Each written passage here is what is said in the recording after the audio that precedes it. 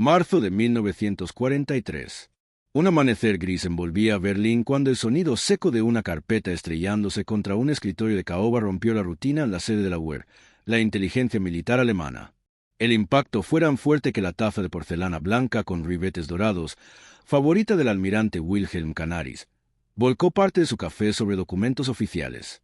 El líquido oscuro se deslizó sobre hojas con sellos de máxima confidencialidad. Papeles que, en manos de la Gestapo, hubieran significado condena inmediata por traición. El silencio en el despacho era espeso. Canaris, jefe de la UER, miraba la carpeta como si se tratara de un artefacto explosivo. Sabía que lo que contenía no solo desafiaba la propaganda nazi, sino los propios cimientos matemáticos sobre los que se había edificado el plan de guerra alemán. La portada llevaba un título sencillo: Producción de bombarderos en Willow Run, Michigan, Estados Unidos. Canaris abrió el informe. Los datos parecían absurdos. El Ford Motor Company había levantado una planta tan grande que producía un bombardero B-24 Liberty cada 60 minutos. Un avión de 18 toneladas, con 1,5 millones de piezas, ensamblado como si fuese un simple coche de consumo masivo. Cada hora, una máquina de guerra lista para despegar. El almirante frunció el ceño. Su mano temblaba al pasar las páginas. A su alrededor, la oficina estaba impregnada de la solemnidad de la vieja Prusia. Cortinas pesadas, un globo terráqueo con rutas marítimas marcadas, un crucifijo discreto en la pared. Pero ese entorno serio no conseguía amortiguar el vértigo que provocaban las cifras. De pie, rígido como un soldado en desfile, el mayor Friedrich Wilhelm Heinz esperaba la reacción de su superior. Había revisado 3 veces los documentos. Comparado fuentes, cotejado números, descartado falsificaciones. Y las cifras se repetían, idénticas, en todos los informes interceptados y en los testimonios recogidos en embajadas y redes de espionaje. «Señor almirante», dijo con voz firme, aunque en su interior hervía la ansiedad, «todo indica que los americanos han logrado lo imposible». Canaris levantó la vista, con ojos hundidos por el insomnio. «Si esto es cierto», murmuró, «entonces Alemania ya ha perdido la guerra. Solo es cuestión de tiempo». El silencio volvió a reinar en la sala. Afuera, a través de la ventana alta, se veía el Lambert Canal, el mismo canal donde el cuerpo de Rosa Luxemburgo había sido arrojado 24 años antes. El recuerdo de aquella violencia política flotaba como un presagio. La inteligencia alemana llevaba 2 años tropezando con el mismo muro. Ya en 1941, informes procedentes de Washington habían alertado de que la producción estadounidense de aviones rozaba las 2,000 unidades mensuales. Cuando el agregado militar Friedrich von Boeticher presentó el dato a Hermann Göring, jefe supremo de la Luftwaffe, este estalló en carcajadas. «Los americanos fabrican refrigeradores y maquinillas de afeitar», se burló. «No saben hacer aviones de combate». Incluso 4 días después de Pearl Harbor, en diciembre de 1941, Göring repitió la misma idea a Hitler. «La democracia los hace débiles. Su población mestiza los hace ineficientes. Sus judíos los corrompen. No pueden fabricar lo que dicen». Los números eran desechados con un gesto de la mano. Pero en 1943, la red de agentes desplegada en América y en países neutrales no hacía más que confirmar lo contrario. En México, industriales simpatizantes del Reich hablaban de una fábrica colosal que funcionaba día y noche, donde miles de obreros ensamblaban aviones como si fueran automóviles. En España, el coronel José Umbrí escuchaba directamente a Charles Sorensen, el ingeniero de Ford que había diseñado la planta, presumir de su obra antidiplomáticos. En Suecia, un ingeniero llamado Erik Lundberg enviaba un informe demoledor. La planta opera con una eficiencia que desafía la comprensión europea. Utilizan más de 1.600 máquinas especializadas, algunas creadas para operaciones únicas. La inversión es de cientos de millones de dólares. No existe equivalente en Alemania. Incluso Japón, aliado en la guerra, aportaba confirmación involuntaria. Un comandante naval transmitió en código a Tokio: «Una sola planta norteamericana produce más aviones mensuales que toda la industria aeronáutica del imperio». Era imposible de negar. 17 fuentes distintas, de contextos diferentes, llegaban a la misma conclusión. Willow Run estaba fabricando bombarderos en serie como si fueran juguetes. La magnitud de la noticia era difícil de imaginar en la Europa devastada. Un B-24 Liberty no era cualquier avión. Era un bombardero pesado de largo alcance, capaz de cargar hasta 3.600 kilos de bombas, propulsado por 4 motores Pratt & Whitney de 1.200 caballos cada uno. Cada aparato requería cientos de miles de remaches, kilómetros de cableado eléctrico, sistemas hidráulicos y mecánicos que normalmente demandaban meses de trabajo artesanal. Alemania tardaba semanas en producir un simple caza Messerschmitt, y ahora los norteamericanos afirmaban que podían fabricar un bombardero cada hora. Era como si la aritmética hubiera dejado de obedecer las leyes conocidas.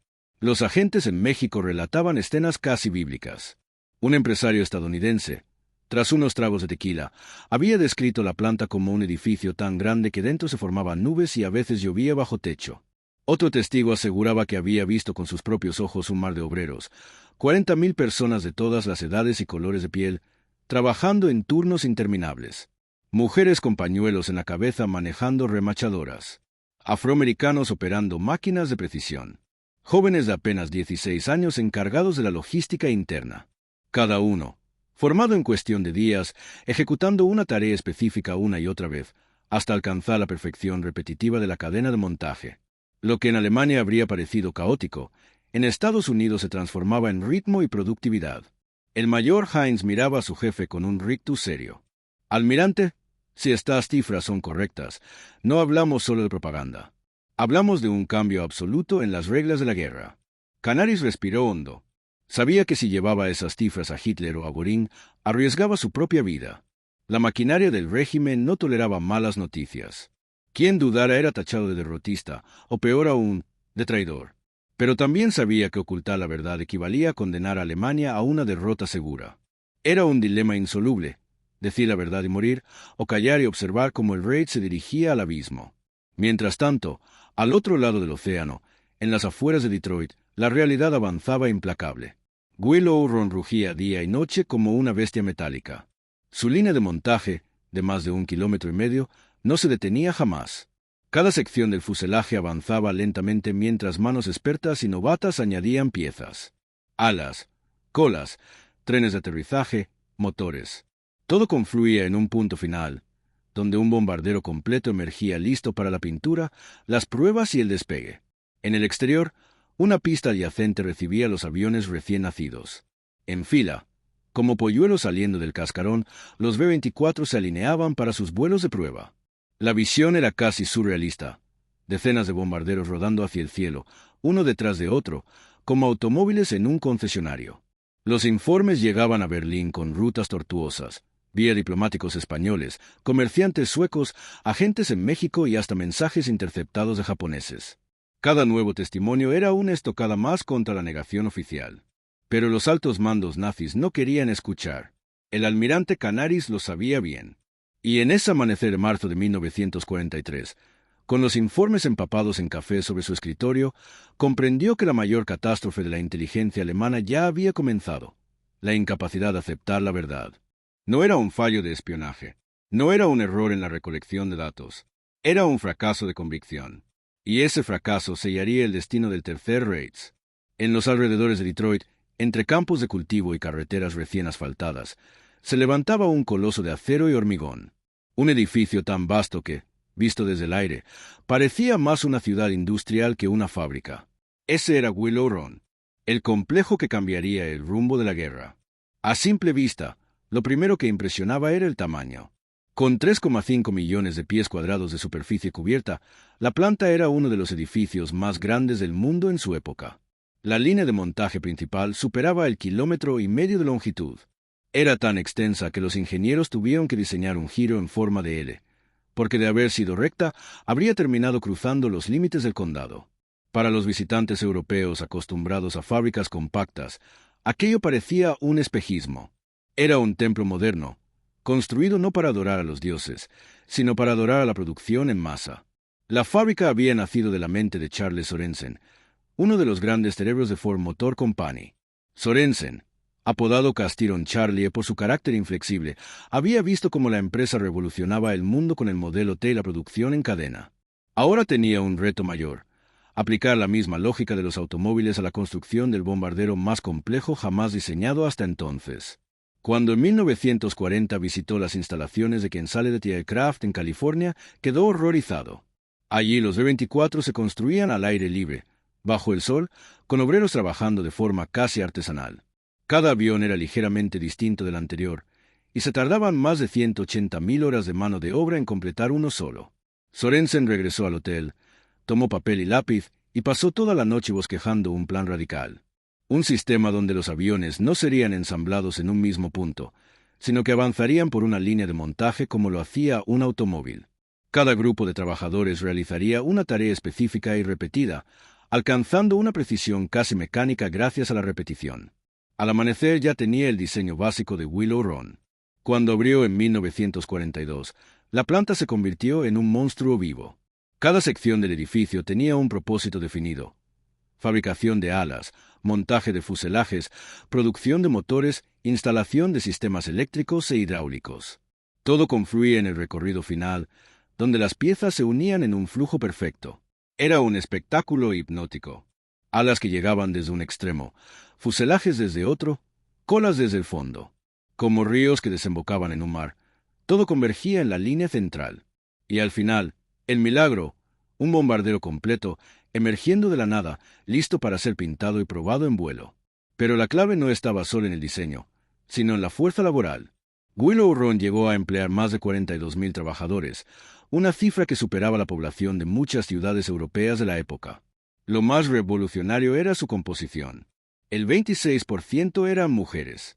Cerca de 11.000 en total, muchas de ellas amas de casa que hasta entonces jamás habían pisado un taller mecánico. Aprendieron en cuestión de días a manejar remachadoras, soldadoras, herramientas de precisión.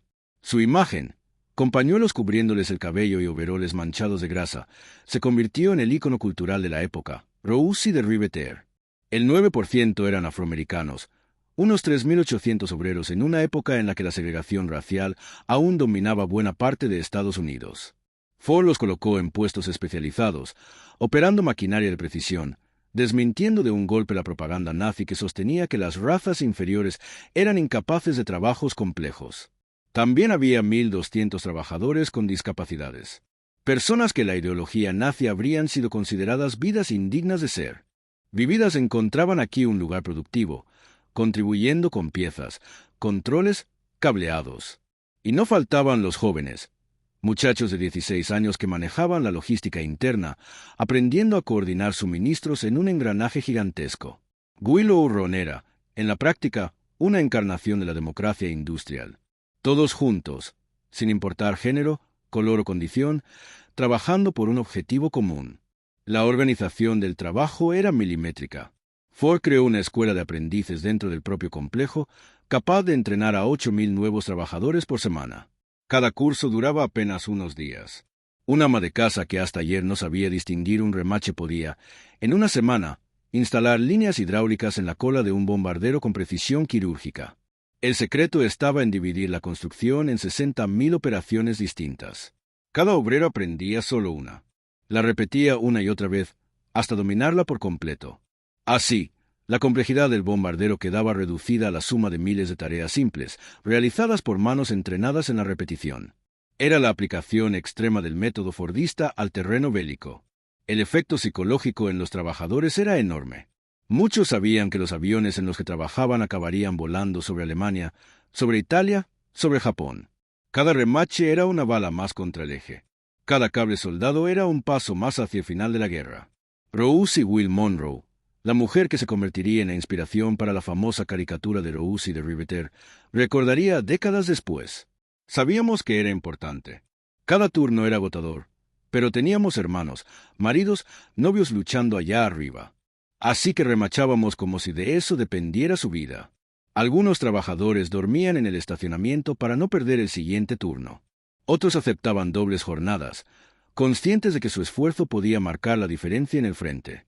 Desde Europa, los espías que lograban visitar la planta describían escenas casi inverosímiles. Un sueco escribió: «El edificio es tan grande que en su interior se forman nubes y a veces llueve bajo techo. Los trabajadores ni se inmutan. Siguen en sus puestos, remachando, soldando, ensamblando. La producción no se detiene ni siquiera cuando el clima decide instalarse bajo el mismo techo». Los agentes alemanes quedaban boquiabiertos. La Alemania nazi, con todas sus pretensiones de superioridad industrial, no tenía nada remotamente parecido. Ni siquiera sumando todas sus fábricas alcanzaba la magnitud de Willow Run. Los números confirmaban lo que los ojos apenas podían creer. En su pico de producción, Willow Run logró ensamblar 453 bombarderos en 468 horas de trabajo efectivo, prácticamente uno cada 63 minutos. En 1944, alcanzó un promedio de 650 aviones al mes, más que toda la producción mensual combinada de la Luftwaffe. En total, hasta 1945, construyó 8.685 B-24 Liberate. El coste por unidad se desplomó de $238.000 a $137.000, gracias a la eficiencia lograda.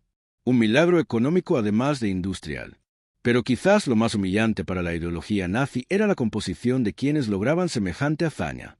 Mujeres, afroamericanos, discapacitados. Personas que Hitler y sus ideólogos despreciaban como débiles, inferiores o inútiles. Ellos eran, en realidad, los que estaban derrotando a Raids con sus manos, remache tras remache, avión tras avión. Willow Run no solo era una fábrica. Era una refutación viviente del racismo, del machismo y del totalitarismo. Era la prueba tangible de que la democracia podía convertir su diversidad en fuerza. Los servicios de inteligencia alemanes transmitían estas observaciones a Berlín con creciente urgencia. Cada nuevo informe confirmaba lo que parecía imposible. Los americanos habían conseguido que la fabricación de bombarderos funcionara como la de automóviles. Pero la reacción en la cúpula nazi seguía siendo la misma: incredulidad, burla, desprecio. Hermann Göring, al recibir fotografías aéreas donde se veían decenas de bombarderos alineados, respondió con sarcasmo: propaganda. Escenografías con maquetas de madera. Hollywood sabe hacer trucos fotográficos. Incluso cuando se les mostró un manifiesto ferroviario que confirmaba el consumo mensual de 16 millones de libras de aluminio solo en Willow Run, más que toda la producción alemana en un mes, la reacción fue la misma. ¿De dónde sacan tanto aluminio? ¿De sus negros y sus mujeres? Se burló Göring. La negación era más poderosa que la realidad. Mientras tanto, en Michigan, la fábrica rugía sin descanso. El estruendo de los remaches, el zumbido de las máquinas, el rugido de los motores en pruebas creaban una sinfonía mecánica que resonaba kilómetros a la redonda. Cada día, nuevos bombarderos surcaban el cielo hacia los frentes de batalla. Cada semana, más y más pilotos aliados recibían sus máquinas de guerra recién salidas de la cadena de montaje. Willow Run era la línea de producción más letal del mundo, y sus efectos se sentirían muy pronto en los cielos de Europa. En Berlín, los despachos de poder eran como templos donde la realidad debía adaptarse a la ideología, no al revés. Cuando los primeros informes sobre Willow Run llegaron a las manos de Hermann Göring, jefe de la Luftwaffe, la reacción fue inmediata: carcajadas. El corpulento mariscal, cada vez más hundido en su obesidad y su adicción a la morfina, no podía concebir que una democracia mestiza y corrupta, como él solía llamarla, fuese capaz de semejante prodigio industrial. Un bombardero cada hora. ¿Acaso creen que soy un idiota? Bufó mientras lanzaba las fotografías aéreas sobre la mesa. Estos son maquetas de madera, montajes para engañar a crédulos. Los americanos siempre con su propaganda de Hollywood. Los oficiales que le rodeaban guardaron silencio. Nadie se atrevía a contradecirlo. En el Tercer Reich, discrepar en exceso podía equivaler a firmar una condena de muerte. El almirante Canaris, consciente del peligro, intentó presentar pruebas más sólidas. Le mostró manifiestos ferroviarios donde se registraban 16 millones de libras de aluminio consumidas en un solo mes en Willow Run. Esa cantidad superaba toda la producción mensual de aluminio en Alemania. Göring, sin inmutarse, replicó con sarcasmo: ¿y de dónde sacan tanto aluminio? ¿De sus negros y sus mujeres remachadoras? La sala estalló en risas nerviosas. El chiste reforzaba la convicción de que los informes no podían ser ciertos. Una semana más tarde, Canaris fue citado en la guarida del Lobo, el cuartel general de Hitler en Prusia Oriental. Allí, ante el Führer y parte del alto mando, presentó un dossier completo: testimonios de diplomáticos, informes de ingenieros suecos, cartas interceptadas, incluso mapas de la planta. La reacción de Hitler fue de irritación más que de sorpresa. Un automóvil se puede producir en cadena, porque es un objeto simple. Pero un bombardero requiere precisión, artesanía, años de preparación. ¿Cómo quieren que crea que en 16 meses han logrado lo que a nosotros nos tomó 6 años? Su voz resonó en la sala, golpeando como martillo. Los generales presentes intercambiaron miradas incómodas. Algunos sabían que las cifras podían ser ciertas, pero nadie osó decirlo en voz alta. El general Alfred Holt, jefe de operaciones, intentó introducir un matiz. Calculó en voz alta que, incluso si los datos eran exagerados, bastaba con que un 25% fuese real para que el poder aéreo aliado superase a la Luftwaffe en cuestión de meses. Hitler lo interrumpió de inmediato. Falso, todo falso. Los americanos entraron en la guerra en diciembre de 1941. Ni con toda su industria podrían haber construido semejante fábrica en tan poco tiempo. Es imposible. La discusión terminó ahí. La voluntad del Führer había hablado. Y en el Tercer Reich, la voluntad del Führer era la verdad absoluta. Sin embargo, no todos compartían esa ceguera. En la sombra, el ministro de Armamentos Albert Speer analizaba los informes con creciente angustia. Speer era uno de los pocos nazis con formación técnica y visión industrial. Sabía leer entre líneas los datos y entendía lo que significaban. En su diario anotó, el 15 de mayo de 1943. Si las cifras de Willow Run son siquiera la mitad de lo que dicen, no enfrentamos una derrota, sino un aniquilamiento total. Producen en un mes más de lo que nosotros logramos en un año. Pero no puedo decirlo. Reconocerlo en voz alta sería mi sentencia de muerte. La tragedia estaba clara. Incluso los que comprendían la magnitud del problema no podían actuar, porque el sistema castigaba la verdad como si fuese traición. Otros oficiales, como Otto Ollendorf, economista y jefe de la Oficina Central de Seguridad del Reich, llegaron a conclusiones igualmente devastadoras.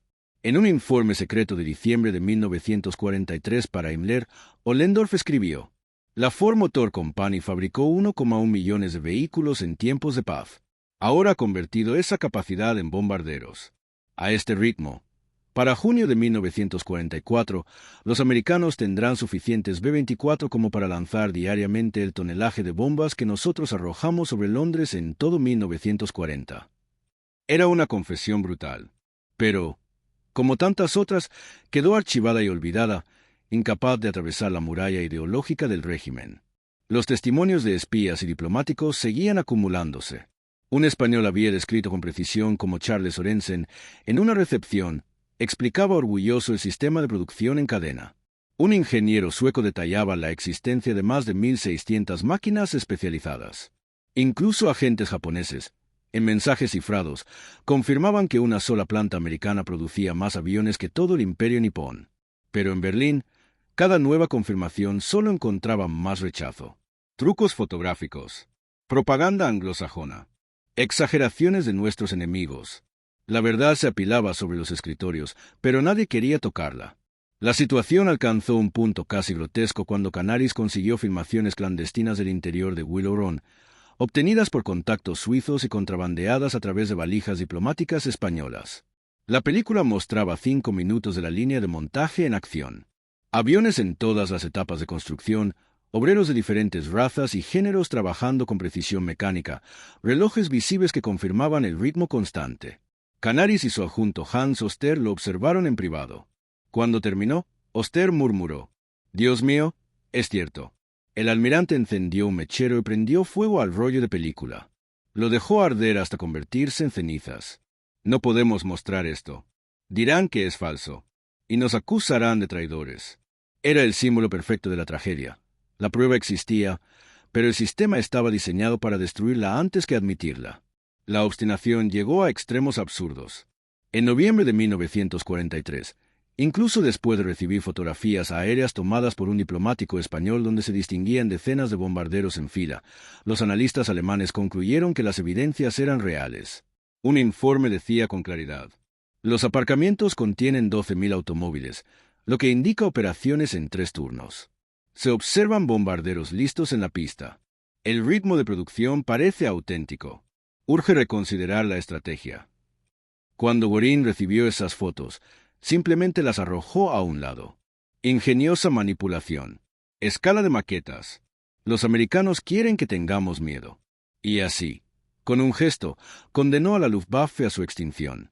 La estructura misma del régimen hacía imposible aceptar malas noticias. El sistema premiaba las ilusiones y castigaba las advertencias. Los oficiales que decían lo que Hitler quería escuchar ascendían.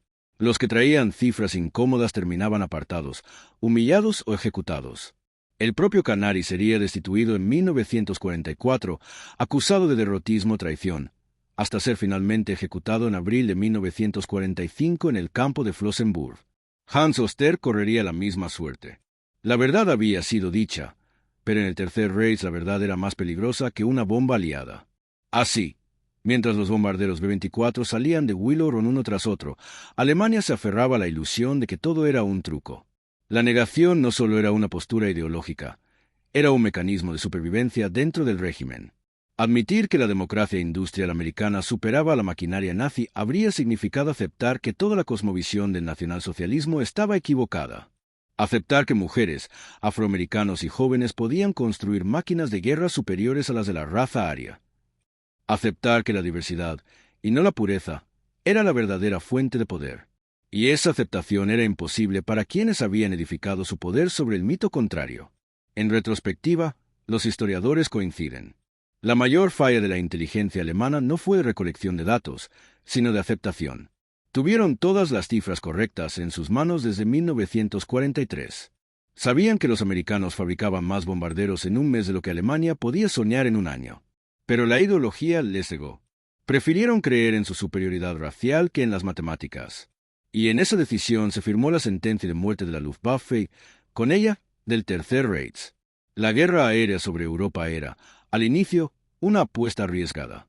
Cuando los bombarderos británicos y americanos comenzaron sus campañas en 1942, los cielos eran territorio hostil.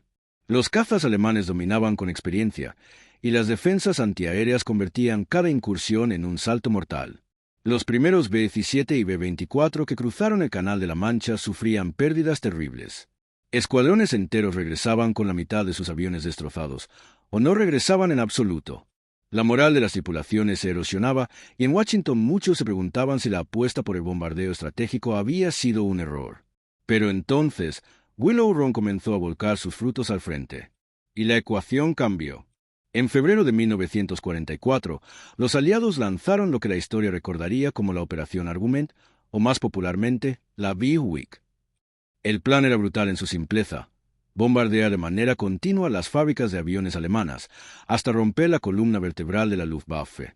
Durante 6 días, más de 3.500 bombarderos pesados y 2.600 cazas de escolta despegaron en oleadas incesantes hacia Alemania. Los cielos se poblaron de fortificaciones volantes, y tras ellos, como guardianes, cientos de cazas P-47 Thunderbolt y P-51 Mustang. La Luftwaffe respondió con todo lo que tenía. Más de 2.000 cazas alemanes fueron lanzados contra aquella marea. Las batallas aéreas eran apocalípticas. Cientos de aviones enfrentados sobre Leipzig, Augsburgo, Schweinfurt. El resultado fue devastador. Alemania perdió en esa semana más de 600 cazas, lo que era aún peor, cientos de pilotos veteranos irreemplazables. Las fábricas sufrieron daños críticos. La producción alemana nunca volvería a recuperarse del todo. Y detrás de cada una de esas formaciones de bombarderos estaba el rugido constante de Willow Run. Los números eran implacables. Mientras la Luftwaffe perdía 600 cazas en una semana, Willow Run ensamblaba casi la misma cantidad de bombarderos en un solo mes. Era una competencia en la que las matemáticas estaban del lado aliado. Cada bombardero derribado podía ser reemplazado en cuestión de horas. Cada piloto caído era sustituido por un nuevo graduado de los programas de entrenamiento masivos en Estados Unidos. Alemania, en cambio, necesitaba meses para fabricar un caza y años para entrenar a un piloto. Era una ecuación suicida. En los meses siguientes, el poder aéreo aliado se transformó en un martillo implacable. Las refinerías, las fábricas, los nudos ferroviarios alemanes comenzaron a desaparecer bajo lluvias de bombas. Las ciudades se convirtieron en mares de ruinas. Para los pilotos alemanes, enfrentarse a esas formaciones era una pesadilla. Volaban hacia un enjambre de fortificaciones volantes, protegidas por un muro de fuego de ametralladoras y escoltadas por cazas cada vez más numerosos y mejores. Muchos sabían que no volverían. Y sin embargo, el régimen exigía sacrificios constantes. El clímax de esta supremacía aérea llegó en junio de 1944, durante la invasión de Normandía. El 6 de junio, los aliados lanzaron la mayor operación anfibia de la historia. Pero aquella gigantesca armada que cruzaba el canal solo podía tener éxito bajo una condición: que los cielos fuesen suyos. Y lo eran. Más de 11.000 aviones aliados cubrieron el desembarco.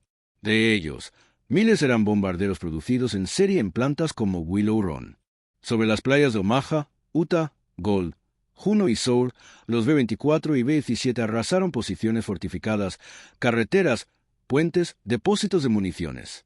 La Luftwaffe apenas pudo reaccionar. Menos de 300 cazas alemanes despegaron ese día. Muchos fueron derribados antes de siquiera acercarse a la costa. El resto se enfrentó a oleadas de cazas aliados que lo superaban en número y altura. El mensaje era claro. La supremacía aérea ya no estaba en disputa. Para los soldados alemanes en tierra, la diferencia se volvió palpable. El simple ruido de motores a lo lejos anunciaba la muerte. Columnas de suministros eran aniquiladas en cuestión de minutos. Los famosos Habos, los cazabombarderos aliados, muchos de ellos Thunderbolts, se abalanzaban sin descanso sobre cualquier movimiento diurno. Un oficial alemán escribiría después: «Ya no combatíamos contra ejércitos humanos, sino contra una industria inagotable. Cada vez que derribábamos un avión, aparecían 3 más. Cada vez que destruíamos una columna, otra llegaba de inmediato. Era como intentar vaciar el mar con un balde». La diferencia fundamental era la capacidad de reemplazo. En Alemania, un caza derribado era una tragedia. Meses de trabajo, recursos escasos y un piloto entrenado que probablemente jamás podría ser sustituido. En Estados Unidos, un bombardero perdido era reemplazado en cuestión de días. El piloto caído era sustituido por otro graduado de programas que producían 30.000 aviadores al año. La guerra se había convertido en una batalla de logística e industria, y en ese terreno, el Reich estaba condenado. Mientras tanto, en los pasillos del poder nazi, la incredulidad persistía. Incluso después de la Week, Göring insistía en que las cifras aliadas eran exageraciones. Hitler prefería aferrarse a proyectos de armas milagrosas, cohetes húmedos, cazas a reacción, submarinos revolucionarios. Pero ninguna de esas maravillas tecnológicas podía compensar el hecho brutal de que cada mes salían de las fábricas americanas más aviones que en toda la historia de la Luftwaffe hasta ese momento. Willow Run, con sus miles de trabajadores anónimos, había convertido a la industria estadounidense en un gigante imparable. Los pilotos aliados lo notaban en el aire. Para ellos, la sensación de seguridad aumentaba misión tras misión. Lo que en 1942 era un salto suicida en territorio enemigo, en 1944 se convirtió en una marcha sostenida de destrucción. Los grupos de bombarderos eran tan numerosos que incluso después de sufrir bajas, la formación seguía intacta. Los cazas de escolta, antes escasos, ahora llegaban hasta Berlín y volvían. La moral se disparó, y con ella, la agresividad de las campañas. Para los alemanes, en cambio, la guerra aérea se transformó en un tormento diario. La Luftwaffe, que en 1939 había sido la fuerza aérea más temida del mundo, estaba reducida a un fantasma. Sus pilotos eran cada vez más jóvenes, inexpertos y mal entrenados. Sus cazas, inferiores en número y cada vez más vulnerables al fuego aliado.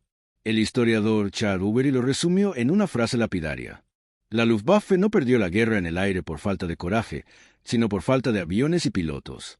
Y esa carencia fue el resultado directo de no haber creído en Willow Run. La supremacía aérea aliada no solo arrasó fábricas y ciudades, también tuvo un efecto devastador en la moral alemana. Los soldados sabían que la guerra estaba perdida cuando no podían mover un camión de día sin arriesgarse a ser destruidos desde el cielo. Los civiles comprendieron que ninguna ciudad estaba a salvo. Y todo ello porque, a miles de kilómetros, en Michigan, una fábrica construía bombarderos con la misma regularidad con que se construían automóviles. Willow Run no era solo un lugar físico.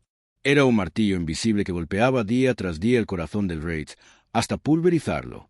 La guerra puede disfrazarse de ideología, envolverse en discursos, temirse de propaganda. Pero al final, la guerra se reduce en números.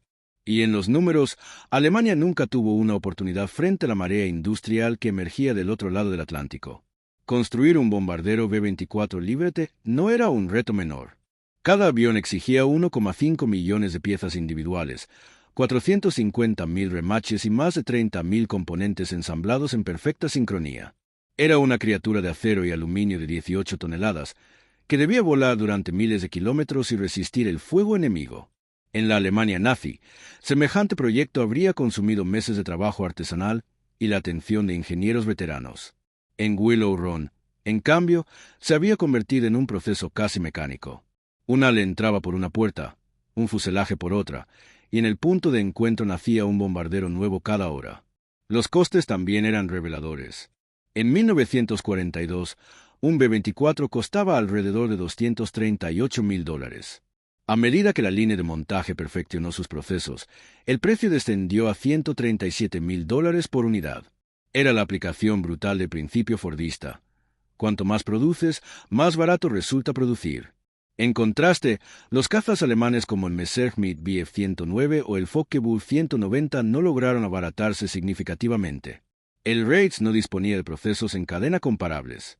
Cada avión era, en el fondo, un trabajo semiartesanal. Y eso significaba que nunca podrían competir en volumen. La magnitud del gasto industrial americano era inconcebible para la mentalidad alemana. Willow Run requirió $200 millones solo en maquinaria y herramientas. Una suma gigantesca para la época, pero que Estados Unidos podía asumir sin comprometer su economía. Para tener perspectiva, entre 1933 y 1945, Alemania entera invirtió aproximadamente $400 millones en toda su industria aeronáutica. Willow Run, una sola fábrica, representaba la mitad de ese esfuerzo.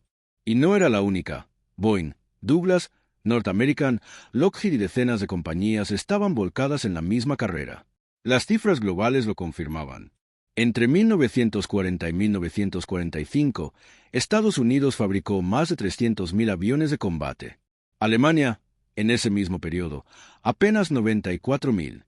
La relación era de más de 3-1, y además, los modelos americanos podían operar a largas distancias y con cargas de bombas que Alemania nunca soñó alcanzar. Los bombarderos producidos en Michigan, California y Texas llegaban a Europa en interminables convoys. Era como si cada semana surgiera una nueva fuerza aérea desde cero. La electricidad consumida por Willow Run era en sí misma un símbolo de poder. Solo la planta utilizaba 2,5 millones de kilovatios-hora al mes. Esa cifra equivalía al consumo de una ciudad alemana entera. El Reich luchaba con racionamientos de carbón y apagones, mientras en América una sola fábrica devoraba energía como si fuera inagotable. Pero lo más humillante para el nazismo no eran las cifras brutas, sino la composición de la mano de obra. De los más de 42,000 empleados de Willow Run en 1944, 11,000 eran mujeres, un 26% de la plantilla. 3,800 eran afroamericanos, el 9%. 1,200 eran trabajadores con discapacidades físicas. Miles eran jóvenes de apenas 16 años que empezaban en logística y ensamblaje. Para el régimen nazi, aquello era una herejía. Su ideología proclamaba que solo la raza aria era capaz de crear tecnología avanzada. Y sin embargo, eran precisamente las mujeres, los afroamericanos y los obreros humildes los que estaban produciendo los aviones que destrozaban a la Luftwaffe. Mientras tanto, en Berlín, la respuesta alemana fue desastrosa. En lugar de concentrar recursos en cazas y defensas antiaéreas, Hitler se obsesionó con las llamadas Wunderwaffen, las armas milagrosas. Se desviaron enormes cantidades de acero, hormigón y combustible en proyectos como el cohete U-2, capaz de destruir edificios pero incapaz de cambiar el rumbo de la guerra. El avión a reacción M-262, introducido demasiado tarde y en cantidades ridículas. Los supertanques Maus y Tiger II, monstruos de acero que apenas podían moverse por el barro o cruzar puentes. Cada uno de estos proyectos consumía miles de toneladas de recursos que podrían haber multiplicado la producción de cazas. Pero el régimen prefería la promesa de la arma definitiva a la fría lógica de la producción en masa. El contraste era abrumador. Mientras un bombardero americano era construido cada hora en Willow Run, Alemania invertía meses en ensamblar un puñado de cohetes U-2 que, en términos estratégicos, no tenían efecto comparable. Un B-24 podía transportar 4 toneladas de bombas hasta el corazón de Alemania y regresar. Un V-2 apenas podía lanzar 1 tonelada de explosivo, sin precisión y a un coste desproporcionado.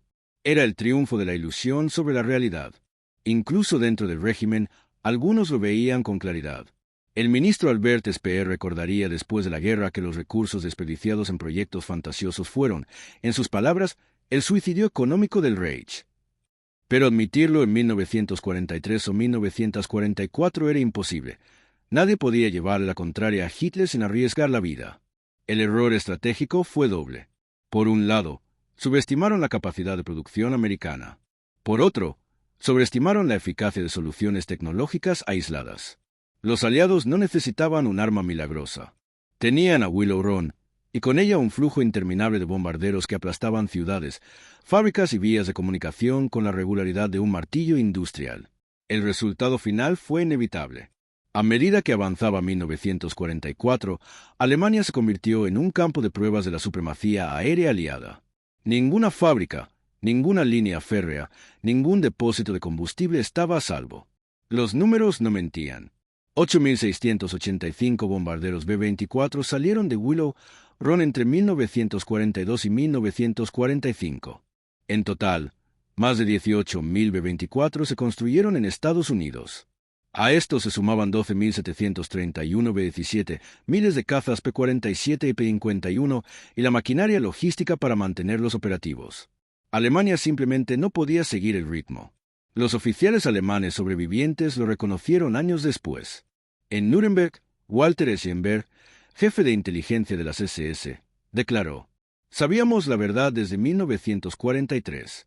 Sabíamos que no podíamos igualar su producción, pero decirlo era peligroso.